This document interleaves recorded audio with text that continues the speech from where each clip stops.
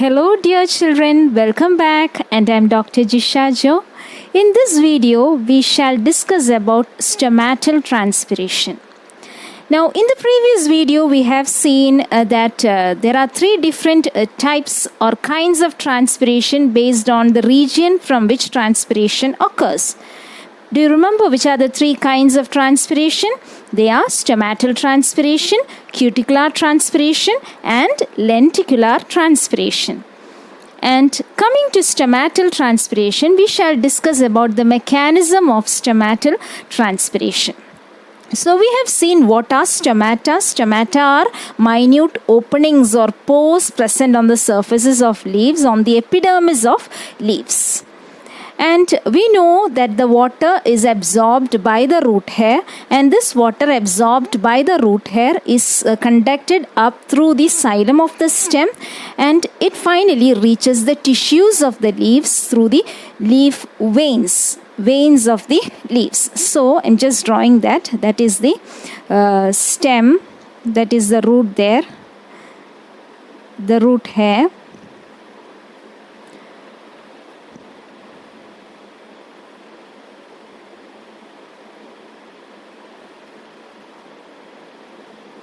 Is the leaf veins, and so water taken up from the soil or absorbed from the soil by the root hair passes through the xylem of the root, through the xylem of the stem it is conducted upwards, and finally through the xylem of the petiole it reaches the leaf, and from the or through the veins of the leaves. Veins are those lines that you see on the surface of leaf. They are actually the vascular bundles, the xylem and phloem of the leaves. So through the veins of the leaves the water reaches the tissues of the leaves, and we know stomata are present on the leaf surface. Stomata are present, and through the stomatal openings transpiration occurs. So in the previous class we have seen the transpiration pull, which is a force needed for the ascent of sap. What is transpiration pull? It is the pull or the force exerted on the column of water in the xylem as a result of transpiration. So this is how water reaches the leaves. So from the soil through the root hair, water reaches into the xylem of the root, and from the xylem of the root water forms a continuous column and it passes through the xylem of the stem, and finally water reaches the tissues of the leaves through the veins of the leaves. And before coming into detail about the mechanism of stomatal transpiration, you should know the structure of a leaf. So here I am going to draw the vertical section of a leaf. We know a leaf has an upper epidermis or an upper surface and a lower surface. So when we draw the section, vertical section, the leaf should have an upper surface which is formed of the upper epidermis. That is the upper epidermis there. And that is the lower epidermis, and the lower epidermis have the stomata. More number, that doesn't mean the upper epidermis does not have.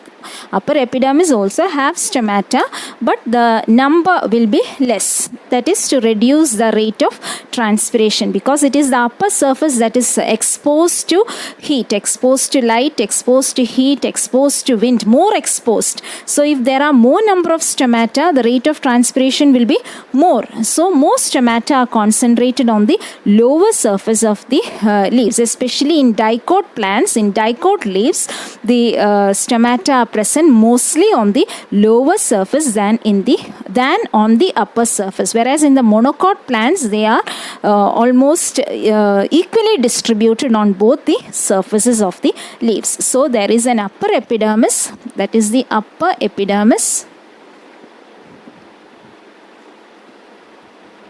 and that is the lower epidermis.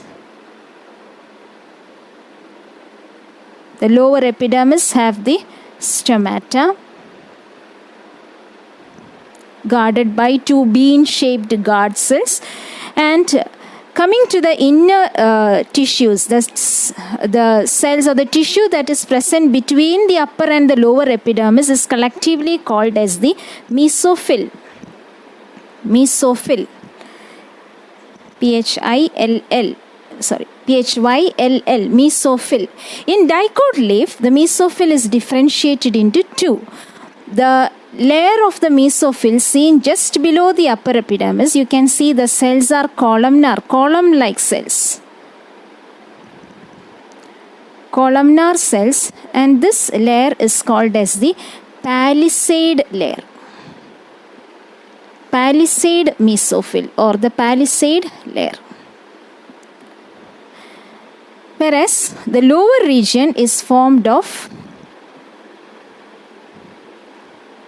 parenchymatous cells which are loosely arranged. That means the cells are not compactly arranged as you have seen above. The cells are loosely arranged with large amount of intercellular spaces. You can see the spaces between the cells are called as the intercellular spaces. So, large amount of intercellular spaces are present. So, this is the spongy mesophil. It is called spongy because of the presence of intercellular air spaces. Spongy mesophil. These are the intercellular spaces. Intercellular spaces. The spaces present between the cells. Intercellular spaces. And the space just above the stomata is called as the substomatal space or the substomatal cavity. Space or substomatal cavity. So this is, and you can see vascular bundle also there. Suppose for example, you can see the vascular bundle here.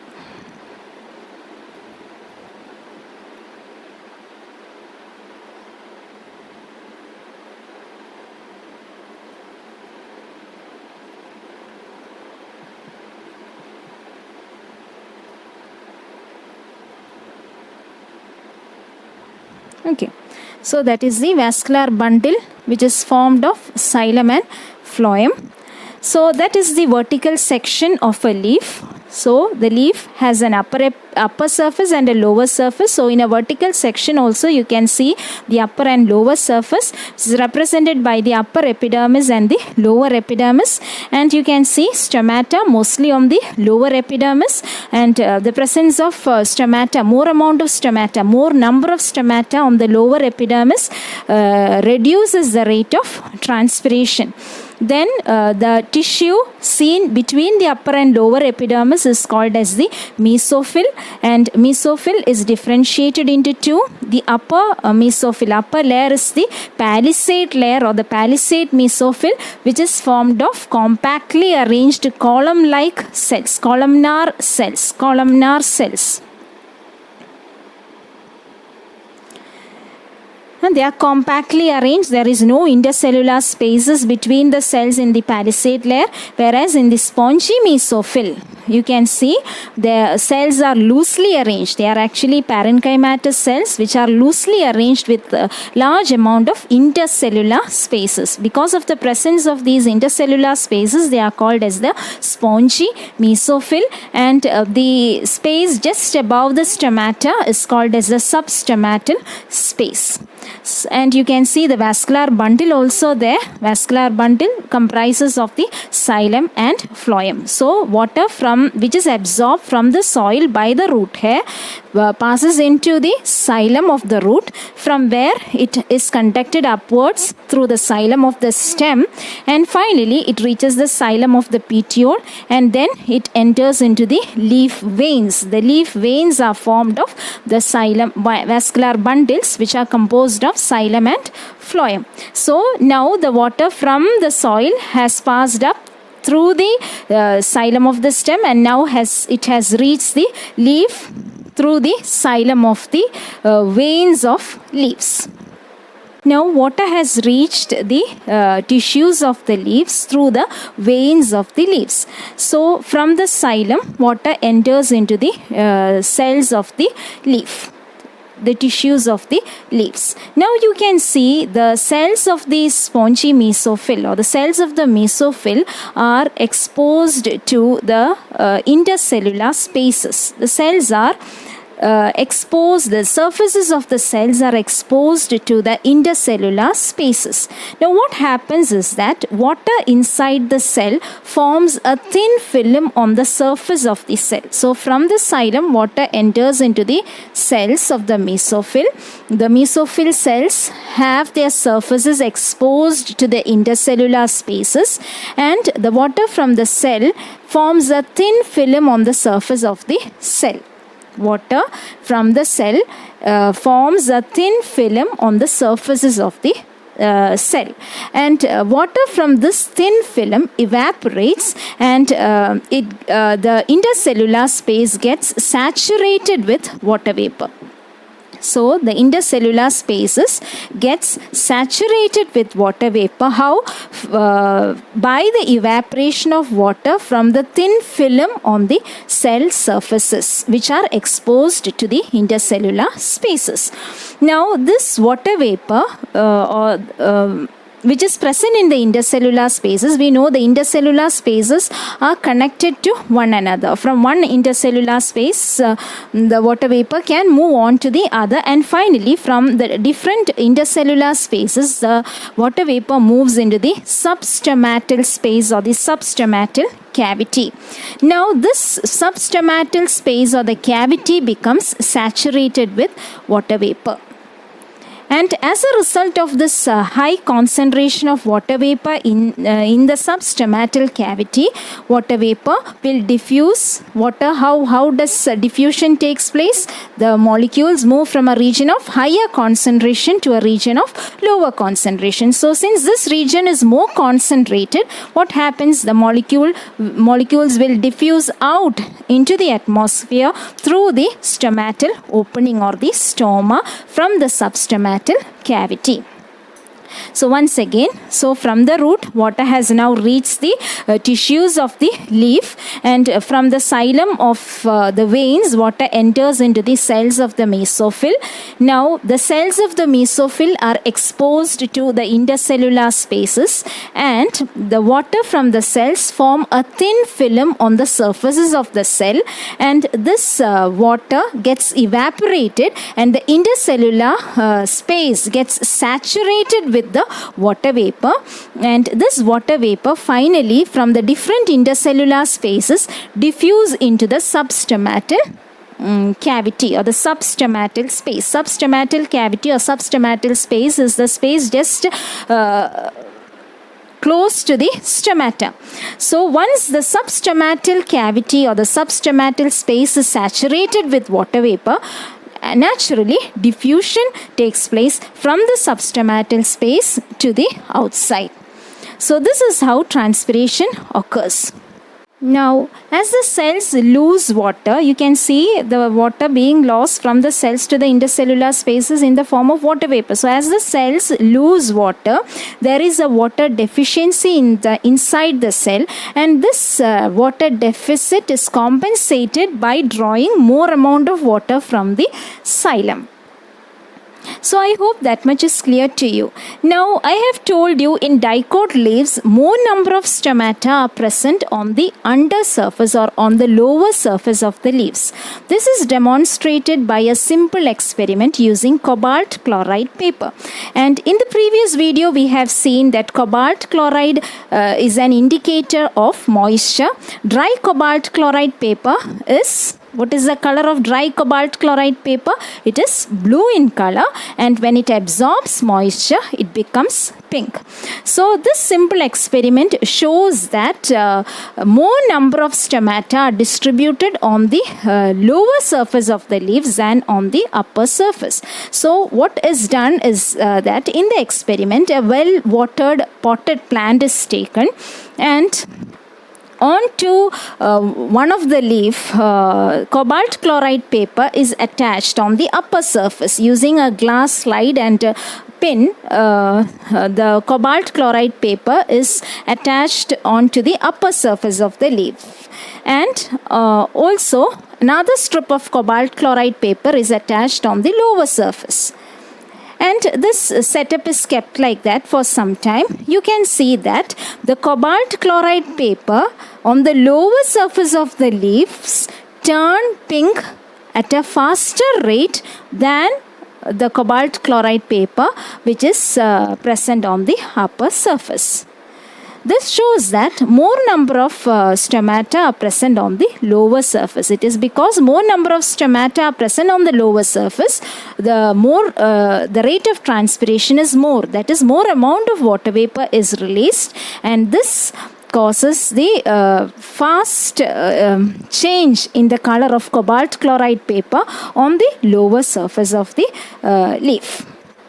Now, the mechanism of opening and closing of stomata is regulated by the amount of water and solutes present inside the guard cells. What are guard cells? Guard cells are bean-shaped cells or kidney-shaped cells present at the openings of the stoma in the stomata. So, I'll just draw the guard cells, and in the previous video we have seen the structure of the guard cells. They are bean-shaped cells. They are modified epidermal cells.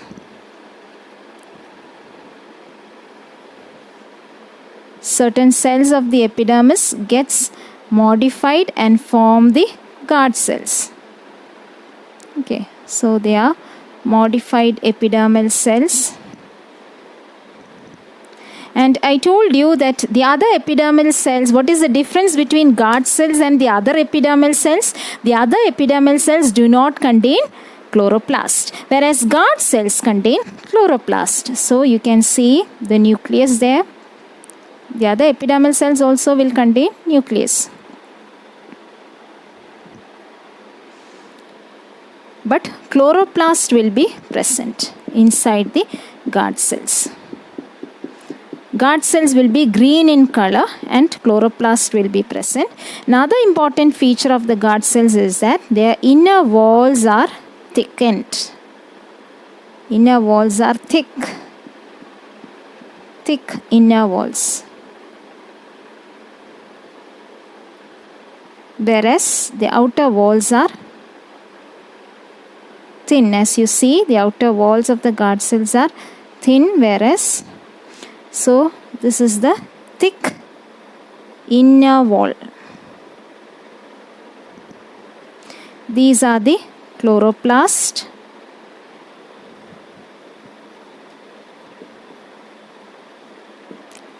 This is the epidermal cell.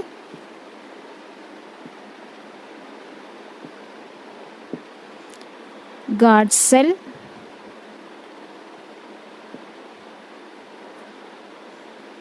Thin outer wall.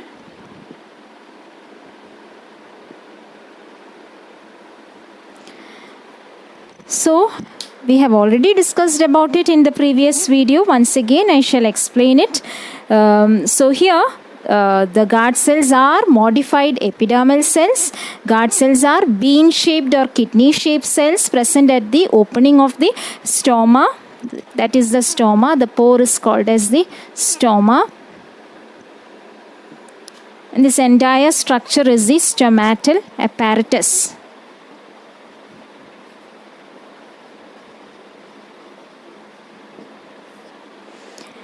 And the difference between the guard cells and the other epidermal cells is that guard cells are green in color due to the presence of chloroplast, whereas the other epidermal cells do not contain chloroplast. So during daytime, because of the presence of chloroplast in the guard cells can perform photosynthesis, and as a result of photosynthesis, the solute concentration inside the guard cells increase.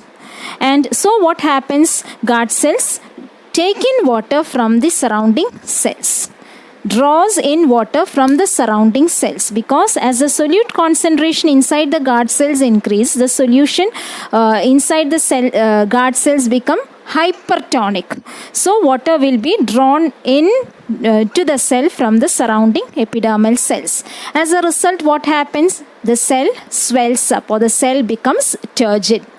And because of this peculiar type of thickening of the guard cells, that is, the inner walls are thick and the outer walls are thin. Because of the special type of thickening, what happens when the cell swells up or when the guard cells become turgid, the outer walls bulge outwards, whereas the inner walls cannot bulge outwards because of the thickness of the wall, but they curve inwards, and thereby the stoma opens.